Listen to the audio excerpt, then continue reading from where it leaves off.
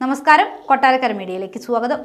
1980-ലായിരുന്നു ഗുണ എന്ന Kamal Haasan cinema release ചെയ്തത്. അന്ന് സിനിമ പരാജയം നേരിട്ടെങ്കിലും അതിലെ കഥാപാത്രങ്ങളും ഡയലോഗുകളും ഏറെ പ്രചാരം നേടി. പല സിനിമകളിലും ജനങ്ങളുടെ ദൈനംദിന ജീവിതത്തിലും ഇവ ഇടം പിടിച്ചു. പ്രത്യേകിച്ച് കൺമണി അൻപോട് കാതലൻ എന്ന ഗാനം. ഒരിടവേളയ്ക്ക് ശേഷം ഈ ഗാനം വീണ്ടും ചർച്ചകളിൽ ഇടം നേടുകയാണ്. മലയാള ചിത്രം മഞ്ഞുമ്മൽ ബോയ്സ് ആണ് ഇതിന് കാരണം. തമിഴ്നാട്ടിലടക്കം വലിയ ജനശ്രദ്ധ നേടിയ ചിത്രത്തിലെ പ്രധാന ഘടകമായിരുന്നു ഈ പാട്ട്.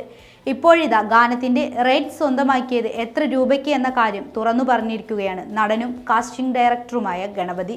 ക്ലൈമാക്സ് സീനിന്റെ സ്പിരിറ്റ് എന്നത് ആ പാട്ട് തന്നെയാണ്. പാട്ട് പ്ലേ ചെയ്തുകൊണ്ടാണ് വടം വലിച്ചത്.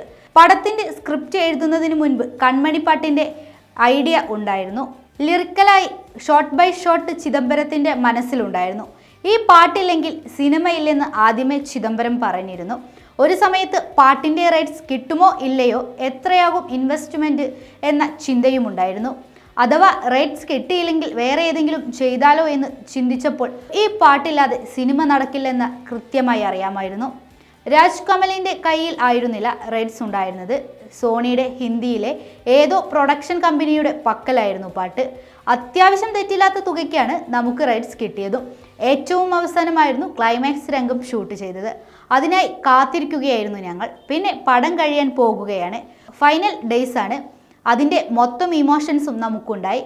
ആ പാട്ട് തന്നെയാണ് സിനിമയുടെ ഇമ്പാക്റ്റും എന്നാണ് ഗണപതി പറഞ്ഞത്. ദ ക്യൂ സ്റ്റുഡിയോയോടായിരുന്നു താരത്തിൻ്റെ പ്രതികരണം. സ്ക്രിപ്റ്റിംഗ് കഴിഞ്ഞിരിക്കുന്ന സമയത്ത് രാത്രി മിക്ക ദിവസവും ഈ പാട്ട് നമ്മൾ കേൾക്കുമായിരുന്നു. 1000 പ്രാവശ്യമെങ്കിലും ഞങ്ങൾ ഇത് കേട്ടിട്ടുണ്ടാകും.